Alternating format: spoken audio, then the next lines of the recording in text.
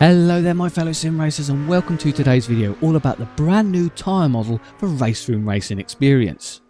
That's right, here we are in December 2023 and the team over at KW Studios have dropped what I think is a game-changing new build and update for RaceRoom, and I want to tell you why I'm so excited about it.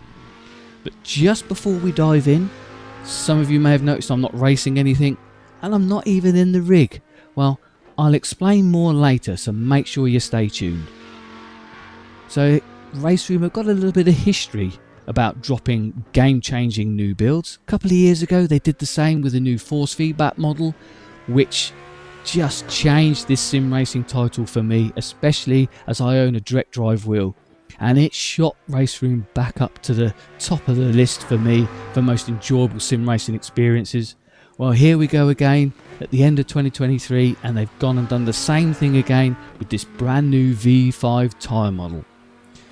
Gone are the days of them trying to make the numbers work, altering the the parameters to make it feel right, a bit of a guesstimate here and there to make things work.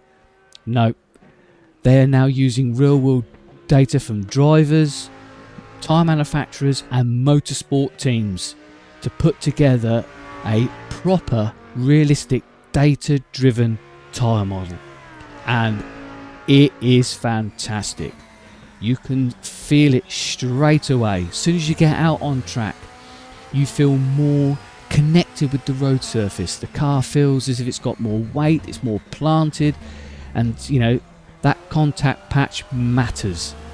And then you get yourself into the braking zone.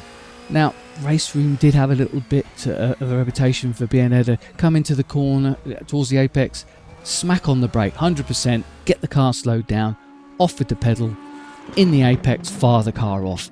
No. Now it's a far more dynamic process. Now it's a far more evolving procedure.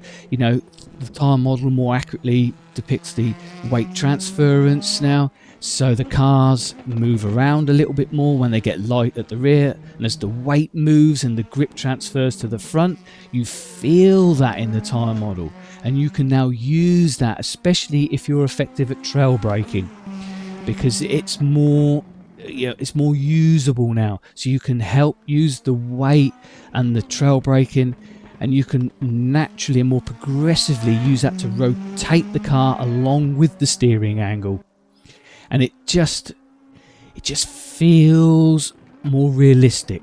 And then when you do get into the corners, the curbing, the way that the new tyre model reacts with the curbs, the more low profile curbs, the sawtooth curbs, the ones that you can actually use as extra real estate, they don't unsettle the car as much as they used to. There's not such a dramatic effect, so you can open up the corners a bit more like you see the drivers do in the real world, and use some of those more subtle curbs as the race track, and it just feels so much more fluid, just so much more realistic. I know I keep using that word, but it's just what it all comes back down to.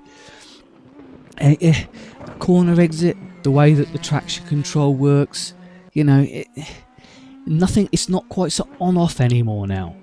It's got a more natural progressive feel to everything, from corner entry to corner exit. And also now you could get that car on the limit, but you always felt that there was a 10th there or a 100th there, but it was very hard to find out where it was going to go over the edge of the limit and snap and spin out. Well, now there's a far more progressive feel. You feel the slip angle, you feel the tyre flex, you know that the grip is starting to go away from underneath you, and as long as you haven't done anything too drastic, too dramatic, you can now use the steering or throttle inputs to try and help bring the car back down from that limit, from that cliff edge. And it's just not feels like a snap or an on-off anymore now. And it's just the combination of all these things have just made this sim racing title, it's just brought it forward another huge step. And you combine it with the steering geometry, the suspension camber and physics, and it's just a really, really enjoyable experience. And as good as RaceRoom was, you realise what it was lacking once you try this new build. But this new tyre build, version 5, has had some unintended consequences, and it's why I'm not racing anything. The AI are struggling. Now, they have said this, they've been quite open about it. You go on their forums and they do say about it. There's even a thread where you can report some of the more erroneous AI issues with the new tyre model. They've already released 2 hotfixes to help deal with some of the more popular cars and classes, and I can say that since the second hotfix, the Porsche 992 spec cup car, that's fantastic. That's back to how it used to be. I can use the adaptive AI to give me some really good, close, hard battling. But some of the less popular content, some of the older content, which is going to take time to get to, the AI are either really slow, really fast, or spin out a lot, and it's just took the shine off of this new build, and it's a real shame. But they have shown that they know how to put it right, so given a little bit of time, they will be working their way through all the content, and we will get back to that AI experience that we all know and love RaceRoom for. So although I'm initially disappointed, it's not the end of the world. But this is where you guys come in. Have you tried RaceRoom Racing Experience? Have you tried the new tyre model?